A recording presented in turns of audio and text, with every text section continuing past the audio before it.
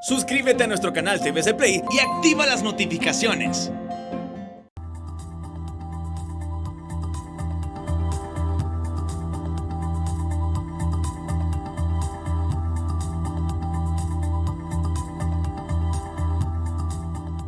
Hola, ¿qué tal? Qué gusto saludarles una vez más desde Al Banquillo por Telesistema Informativo TSI. Estamos listos para presentarles una edición más. Hoy hablamos sobre geopolítica y hablamos también sobre temas de combate a la corrupción, transparencia, gobernabilidad. Mi invitado es un personaje conocedor de la temática a nivel internacional, pero también en el plano local porque le ha tocado visitar el país en múltiples ocasiones en temas de consultoría internacional sobre temas de gobernabilidad. El invitado esta ocasión es el doctor Eugenio de Medina Lora, es analista político, analista económico de diversos medios de comunicación en el Perú, a donde se encuentra en este momento en Lima, es conductor del programa radial Iberoamérica Hoy de Estados Unidos, columnista del semanario diario Correo de Lima.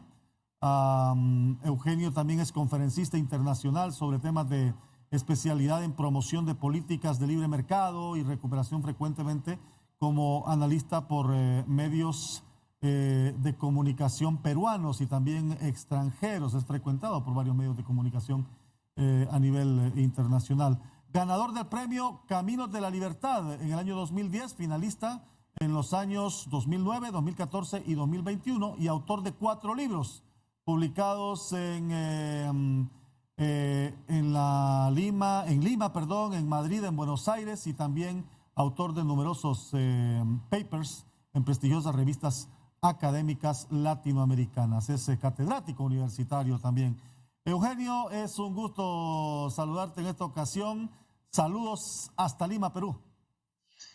¿Cómo estás, Aldo? Siempre es un placer estar hablando con gente de Honduras, donde tú sabes que casi más que trabajar, casi viví a mitad de un año completo por allá. Y francamente, siempre hablar de un país que ha sido tan mío es un doble placer. Te agradezco la invitación y la oportunidad de dirigirme al pueblo hondureño. Y será importante también tus aportes porque conoces, Eugenio, la situación del país. Hacíamos la broma extracámara que entre Perú y Honduras tenemos para entretenernos mucho con nuestros países, con el día a día, particularmente desde el ámbito del análisis periodístico en mi caso y del análisis temático específico desde la visión política y económica que tú tienes para este tipo de temas. No puedo dejar de preguntar y quiero iniciar este programa antes de ir a la temática que nos ocupa. Hay mucha preocupación en el mundo entero con esto de este conflicto de Rusia y Ucrania, lo ha seguido de cerca. La situación ha generado mucha complejidad. Estados Unidos ya poniéndole mucha atención al conflicto, y cuando Estados Unidos, dicen algunos expertos, ubica sus ojos en una problemática, parece que suelta de la mano a América Latina, y algunos creen que eso no nos conviene. ¿Cómo ves este conflicto, Eugenio? Bueno, sin duda lo que acabas de mencionar es la ratificación de una política que viene haciendo los Estados Unidos hace un buen rato, ¿no? Tanto bajo la administración de Obama incluso, como la administración Trump y ahora nuevamente con la administración Biden. Es decir, no tomar América Latina como una de sus prioridades, lo cual yo considero que es un error, sinceramente, desde el punto de vista de la geopolítica de Estados Unidos. Pero, sin duda alguna, las preocupaciones que le mostró en su momento China a Estados Unidos, convirtiéndose en su principal rival comercial, ahora parecen estar complementadas con el resurgimiento del oso soviético o el oso ruso, para ser más exacto, a manos de Vladimir Putin, ¿no? No olvidemos que Vladimir Putin es un líder que tiene o que se autoimpuso el legado de devolver a Rusia la grandeza no solamente de los soviéticos, sino de los zares previos a los bolcheviques. Entonces, estamos hablando de una persona muy comprometida, muy patriota, hay que decirlo. Es un tipo, más allá de que nos guste o no nos guste Putin, es un hombre muy comprometido con su causa, Pues ha logrado, creo yo, como primer paso en esta crisis, volver a traernos volver a meter a la Unión Soviética en el mapa geopolítico mundial, ¿no? Porque hasta ahora estábamos hablando mucho de China y Estados Unidos, pero vemos que todavía el oso ruso ronca y ronca fuerte, ¿no es verdad? Y Putin tiene esa visión que tenían los líderes rusos, los zares rusos antes de 1991 con la disgregación. La visión de él es más global, es más de impacto sobre los territorios que en su momento fueron parte de la ex Unión Soviética.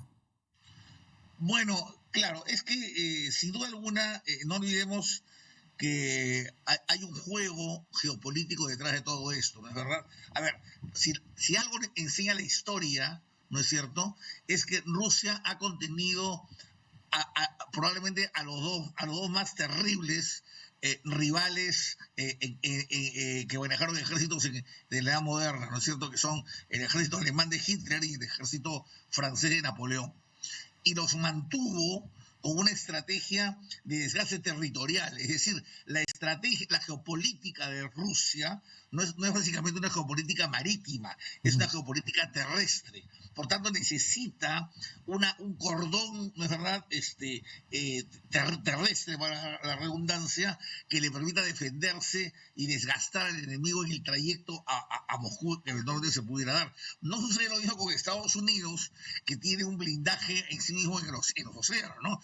Y aún así le pasó a Pearl Harbor, ¿no? O sea, nunca es perfecto el blindaje, pero en el caso de Rusia, su seguridad pasa decisivamente por este bloque de países que nos separan nada más y nada menos que de la OTAN, ¿no es verdad? Porque por el otro lado, ¿no?, lo que tú tienes a veces son las sistemas siberianas y no tienes un problema tan grave. Pero aquí es el tema, ¿no?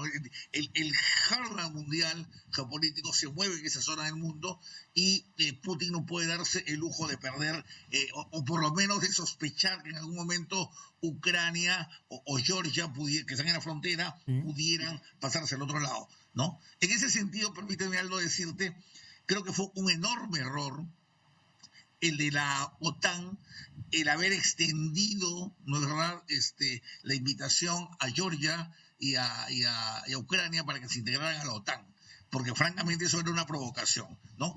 Subestimaron a Putin y Putin se ha encargado ahora de volverlos a decir, como te digo, que el león sigue rugiendo.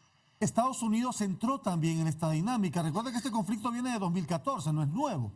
Estados Unidos entró en esta dinámica apoyando a Ucrania, avalando el ingreso de Ucrania o la posibilidad del ingreso de Ucrania a la OTAN, que es lo que no quiere Moscú. Sí, pero creo que, a ver, yo personalmente creo que si Trump hubiera estado de presidente, Putin hubiera pensado dos veces, ¿no? O hubiera habido alguna cumbre entre ellos que hubiera manejado ese tema, digamos, fuera de los focos de la prensa, para decirlo de esa manera, ¿no? Uh-huh. La posibilidad, la capacidad de negociación de Trump vis a vis, por ejemplo, con el presidente ucraniano, hubiera podido manejar algunas cosas, ¿no?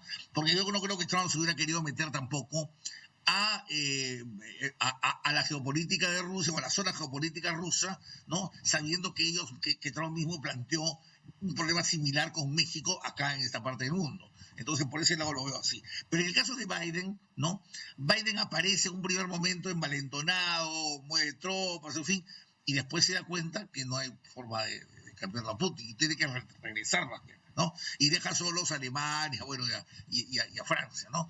Que solos, por supuesto, no van a hacer absolutamente nada. Entonces yo creo que Estados Unidos va a ser un observador cauto, ¿no? Pero no creo que más allá de una nota de protesta vaya a mover algo más, porque además creo que sería geopolíticamente no solamente inútil, sino además muy peligroso. ¿Hasta dónde va a llegar Rusia, crees? ¿Hay posibilidad de detener el ataque armado? Es una gran pregunta. Siempre hay posibilidad, ¿no?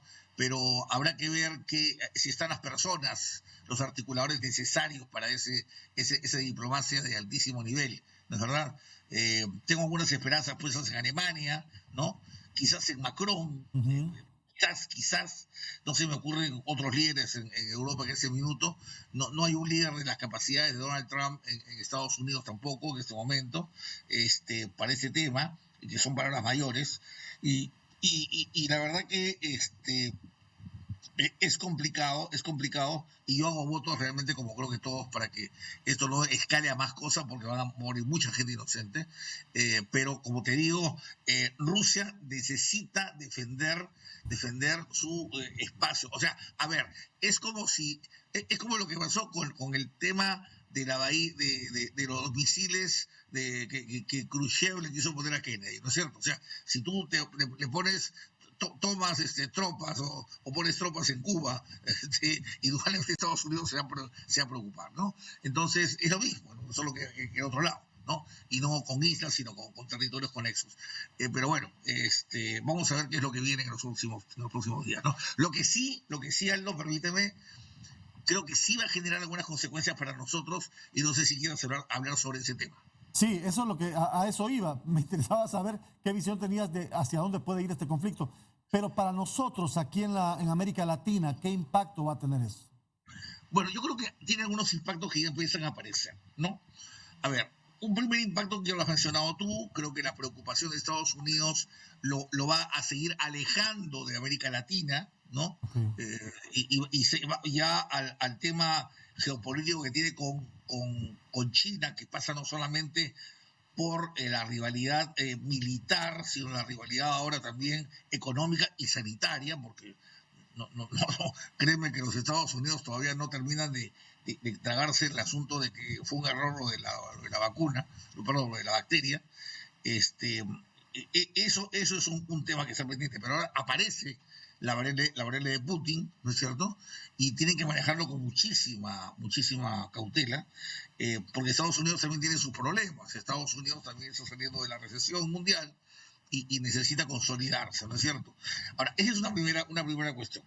La segunda cuestión, creo yo, es que el petróleo está subiendo a más de $100 de nuevo, ¿no? Y eso favorece sin ningún tipo de dudas a regímenes como, por ejemplo, el de Nicolás Maduro, ¿no? Que va a encontrar ahora los recursos no solo para perpetuarse un poco más, sino también para financiar otros proyectos. En un momento en que América Latina está virando decididamente hacia la izquierda, ¿no? Eso creo también podemos discutirlo si quieres, porque en tu país acaba de ocurrir, ¿no? Entonces, van a haber recursos por ese tema, va a haber recursos, por ejemplo, para que si el señor Maduro decide, o la señora Xiomara Castro dice, oye, necesito mejorar los sistemas de salud, pueda conseguirse tanto 50, 100 médicos cubanos a que se los pague el señor Maduro y vayan a trabajar a tu país, ¿no? El problema, claro, con ellos es que tú sabes que es un caballo de Troya, ¿no? Porque no solamente van los médicos, sino va todo el tema ideológico de por medio, ¿no? Y estos países no regalan absolutamente nada. Pero bueno, se van dando estas circunstancias que pueden estar influenciando. Y lo otro, obviamente, es que la economía en general termina abocándose a un estado de guerra, y como sabemos eso genera una presión a la inflación mundial. En un momento, por ejemplo, en el que el mundo está apuntado a tasa de crecimiento por encima del 4%, según los estimados del Fondo Monetario y el Banco Mundial, para recuperarse del bajón que ha tenido a principios de la década. Totalmente. Y con esta reflexión final vamos a tener base para entrar en el siguiente bloque para continuar este diálogo que sostenemos hoy con el doctor Eugenio Medina desde Lima, Perú, aquí en Al Banquillo.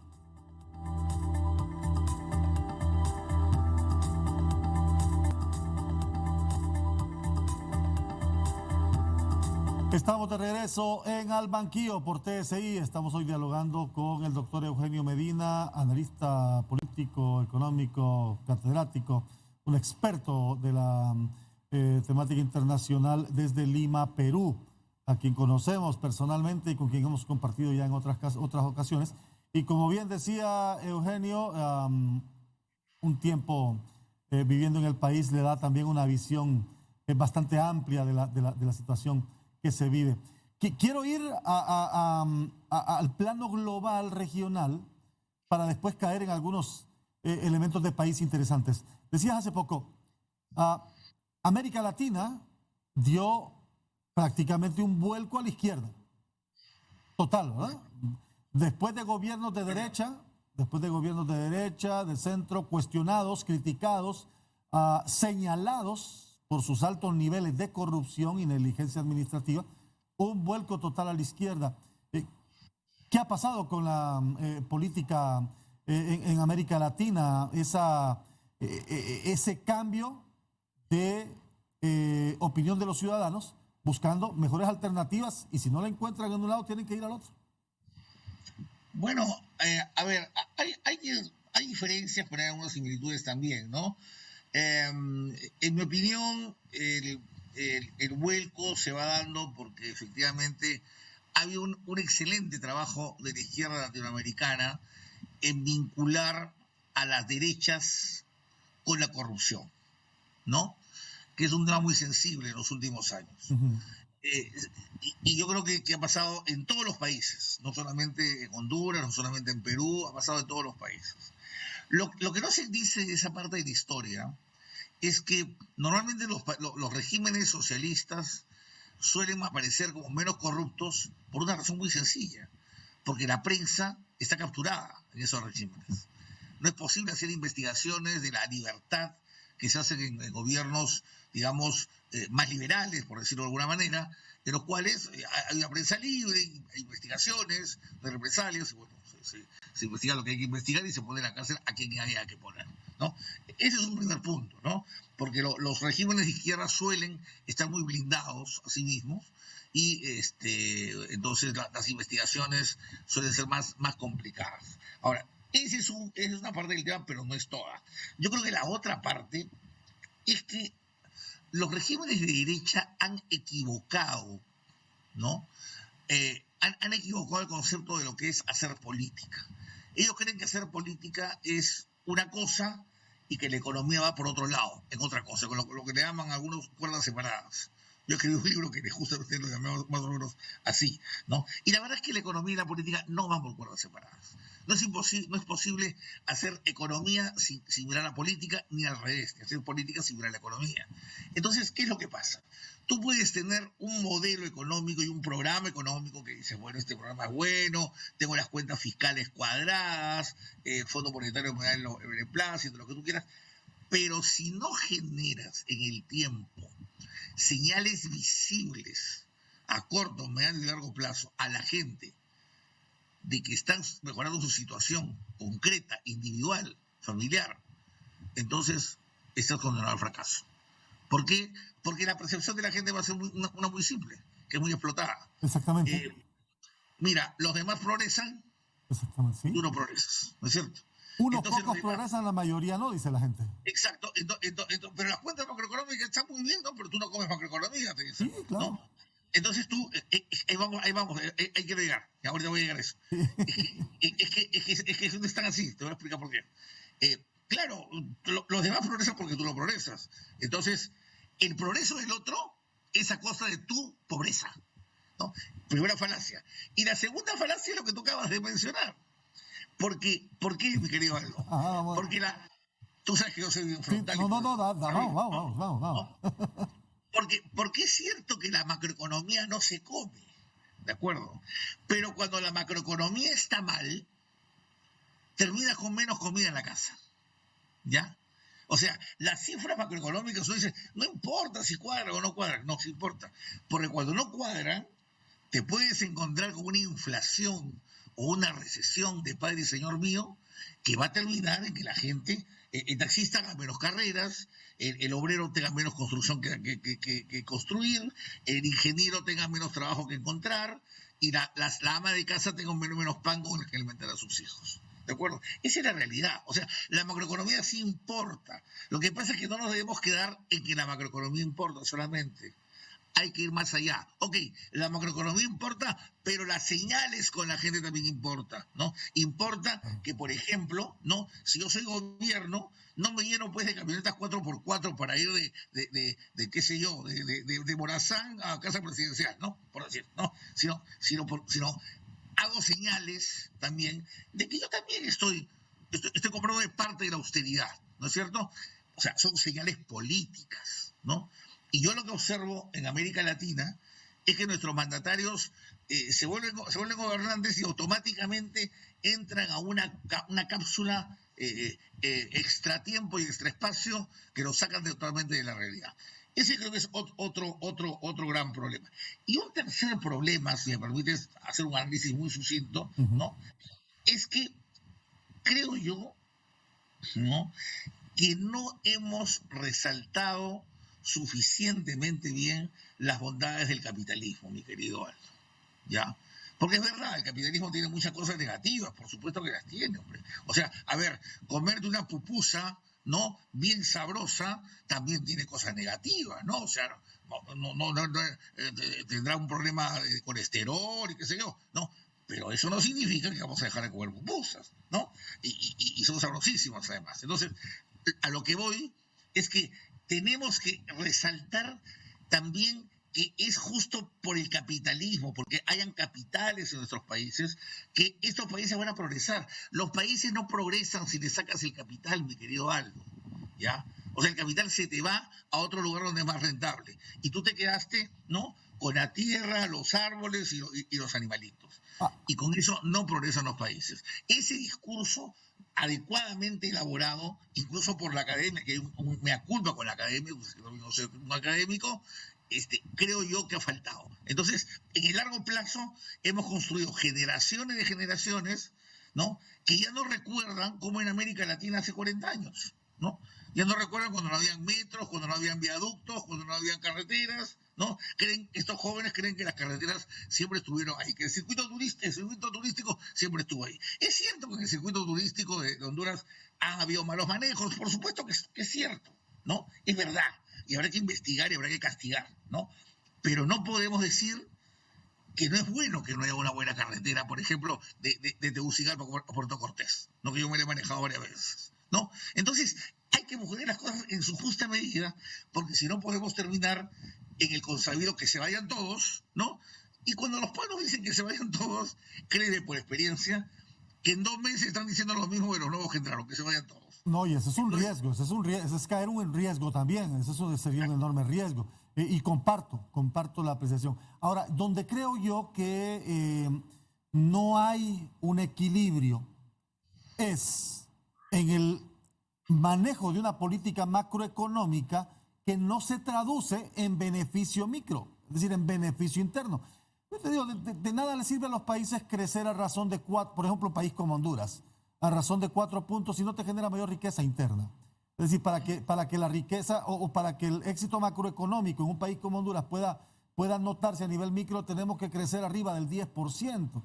Y venimos de un decrecimiento, es decir, recuperándonos de un decrecimiento. Entonces, ahí es donde digo yo que hay un desequilibrio. Estoy de acuerdo contigo. Un desequilibrio Estoy de acuerdo contigo. de no traducir eso a beneficio interno. Estoy de acuerdo contigo, pero imagínate, te lanzo una idea para cuando tú quieras ser presidente de Honduras. Ok, vamos a ver. Está barato, ¿sabes? Nosotros es una cosa, ¿verdad? Está barato. Mira, ¿qué pasa si, a ver, hablemos de las alianzas, de las alianzas público-privadas que están tan cuestionadas, ¿de acuerdo? Imaginémonos tú y yo que decimos a los nuevos concesionarios o nuevos inversionistas o nuevos postores: bien, ustedes tienen que, como parte del contrato, ¿ya?, ustedes tienen que aportar un 0,5%, o sea, menos de 1%, a un fondo, como parte de la licitación, ¿ya? Y ustedes van a cobrar su tarifa y todo eso. Y ese fondo lo propones, cuando seas candidato, repito, lo propones para que sea un fondo exclusivamente para mejorar la salud de Honduras, o la educación de Honduras, tú eliges, ¿no es cierto? Dime tú, si tú hicieras una cosa como esa, ¿crees tú que la gente se opondría a aquella inversión en carreteras? No, pues. ¿Por qué? Porque la gente sabría que de esa carretera y de ese peaje que hoy en día lo ve tan lejano, sus hijos van al colegio, su madre es atendida en un nosocomio, ¿no? Su esposa es atendida para dar a luz en una cama adecuada de hospital, ¿no es verdad? Entonces, esa vinculación, ¿no?, que es política, ya no es económica, es política, ¿no es cierto?, es lo que faltó hacer. Entonces, lo que hemos hecho es distinto, ¿no? Le hemos dicho a la gente: muchachos, miren, espérense 40 años a que desarrollemos, 40 o 35, mira, o 30 ya, ¿no? Espérenos que esto va a funcionar, mientras tanto, arréglensela como puedan, ¿no? Y esperen 30 años, que sus nietos lo van a disfrutar. Bueno, simplemente te tiran a la puerta de la cara, ¿no? Eso es lo que ha faltado, a mi modesto entender, ¿no? Porque hay que entender lo contrario. El espantar el capital lo único que va a hacer es empobrecernos más.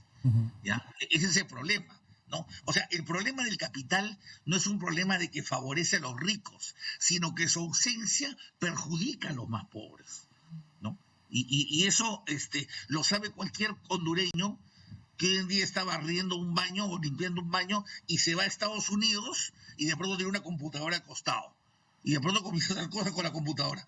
¿Por qué? Porque le dimos capital, le dimos un bien de capital, ¿no? Tú le quitas el capital a cualquier oficinista del mejor banco de Honduras, no quiero decir nombres para no ser comerciales, ¿no? Y lo vas a meter a un baño, a limpiar baños, ¿no? Porque le quitas el capital.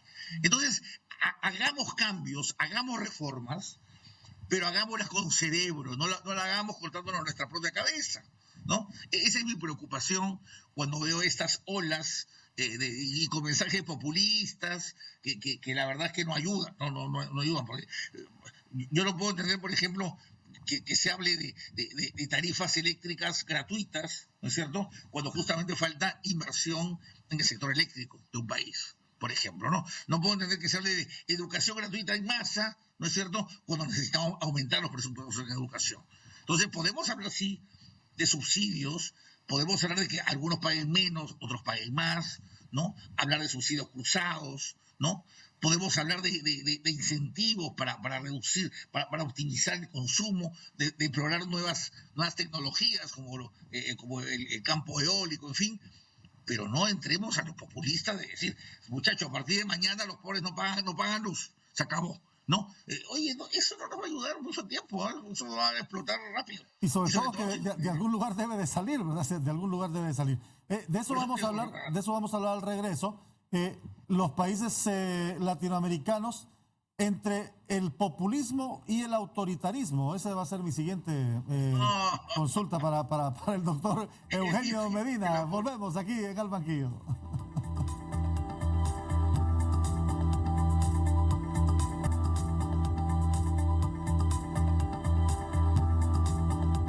De regreso en Al Banquillo, mi invitado hoy desde Lima, Perú, el doctor Eugenio Medina. Es amante del fútbol, Eugenio. Aquí le di pasión por el Motagua el tiempo que estuvo, ¿verdad? Sí, no, yo sé que tú eres un hombre del Motagua, pero pero tienen, pues, el problema del Motagua es el problema en general de América Latina, ¿no? No sabemos culminar las buenas campañas. Las buenas campañas, sí. ¿No? ¿Y allá en Lima, de qué equipo? Yo soy del Sporting Cristal. El Sporting. Sí. Ahí jugó un hondureño. La próxima vez que voy para allá te llevo una camiseta del Sporting. Pero te quiero decir algo. La otra característica, porque el fútbol tiene mucho que ver con las sociedades, Ajá. la otra característica es que dejamos ir a los buenos valores.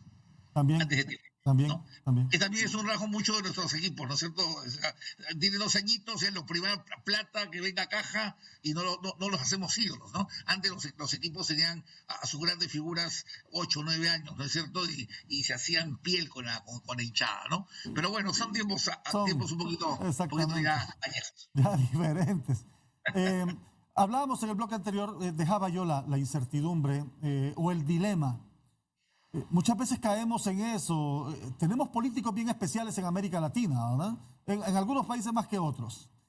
Pero caemos entre el populismo y el autoritarismo. Y tampoco eso es nada de beneficio para las naciones. Bueno, y a veces caemos en los dos juntos, ¿no? A veces los dos juntos, sí.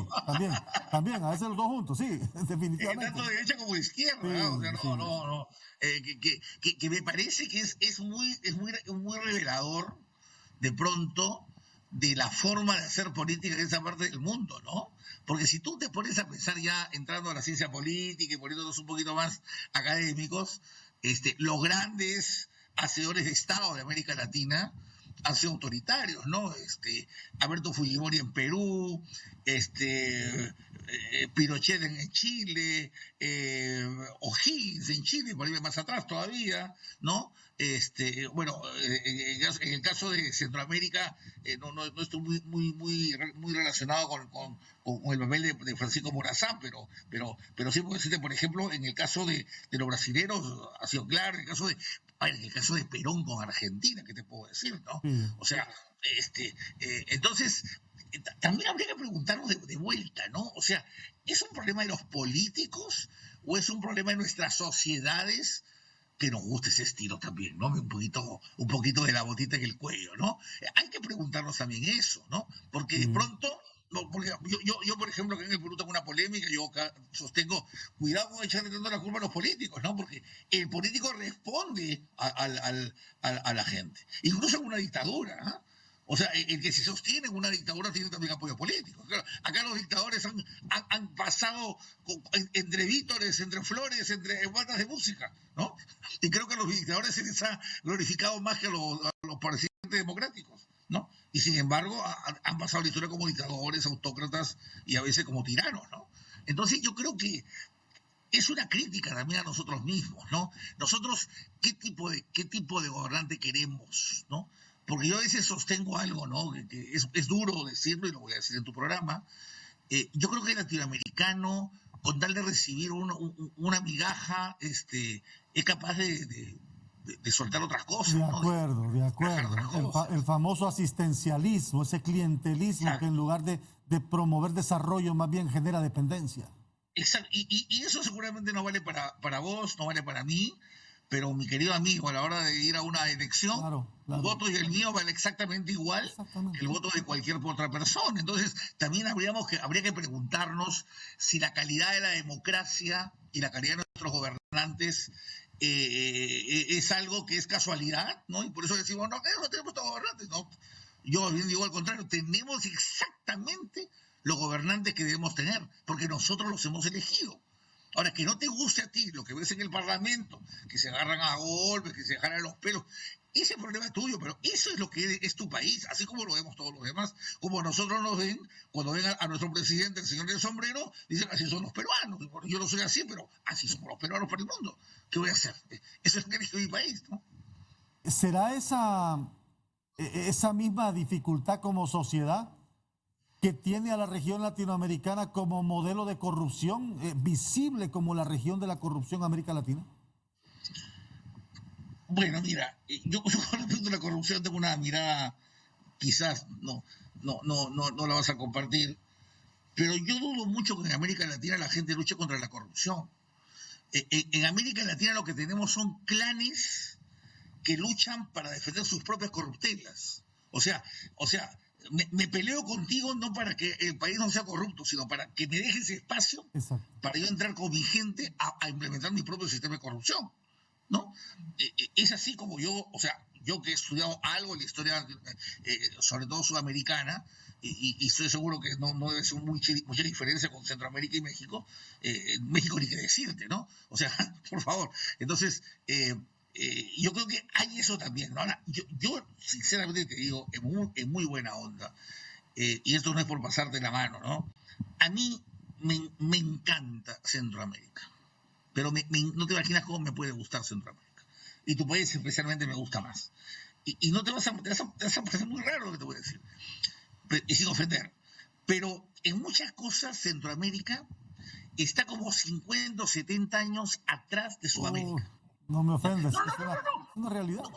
No, pero al contrario, no pongas esa cara. Al contrario, es una bendición. Porque hace 70 años, ¿ya? Bueno, yo no tengo 70, pero tengo casi 60. Yo me acuerdo cuando iba a la bodega con mi mamá, ¿no? A la bodega a comprar caramelos, y saludaba al policía, saludaba al profesor, saludaba al tendero. Al tendero lo trataba de usted, ¿no es cierto? Hoy en día todo eso se perdió por acá, ¿no? Hoy en día te tutea el alumno, te tutea el que vende piñas en la calle, te dicen vela verde, te roban, te pegan, ¿no es cierto? Entonces, hombre, yo cuando estoy allá más bien veo un país más tranquilo, pero más cultos. Incluso el debate político tiene otro nivel en Centroamérica, ¿no? Y eso es algo que yo quiero aprovechar, Aldo, para transmitirle a tus oyentes y tus televidentes, que son muchísimos en el prime time, ¿no? Decirles, cuiden el país que tienen, porque alguna vez lo hemos tenido también nosotros y se nos fue, como se le fue a la Argentina. Tú vas hoy día a la Argentina, no tiene nada que ver con la Argentina de las antiguas funciones de Teatro Colón, de los antiguos premios. Todos los músicos argentinos han ido a Europa, para empezar, ¿no? Los futbolistas también, ¿no? Entonces, Mira, tienen ustedes un país que defender. Tienen estructuras de partidos, ¿no? De más de 100 años que ya quisiera que el Perú estuviera, ¿no? Tienen formación política, tienen una buena prensa, ¿no? Una prensa que se trata con respeto, con editorialistas que pueden escribir 800 palabras por columna. Tú sabes que en el Perú a mí me ponen como límite 310 palabras. Porque me dicen, tú escribes 315 y nadie te va a leer. Imagínate tú, o sea, yo escribo columnas que parecen posts de Facebook, ¿ya? Una desgracia, pues, hombre, me gusta escribir, ¿no? ¿Cómo te gusta escribir a vos, no? Entonces, eso es lo que no deben ustedes perder. Más allá de lo que el fragor de la política en el momento les lleve al corazón, ¿no? Porque en la política nos peleamos a veces con la madre, con la esposa, con los hijos, pero hay que sobreponerse a eso y mirar qué país tienen. Eso es lo que no deben perder. Y por eso yo te digo, ¿no? Más allá de los tiempos, ¿no? Es bueno que Centroamérica se mantenga como encapsulada, ¿no? Porque la verdad, México, Argentina, Perú, Chile, Brasil, y que te cuento, Colombia ya ni que te agarra balazo, ¿no?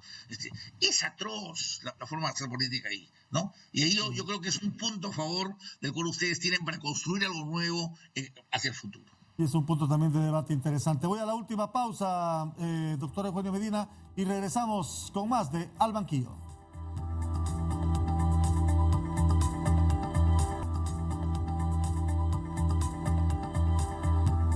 Estamos de regreso al Banquillo, hoy con el doctor Eugenio de Medina Lora desde Lima, Perú.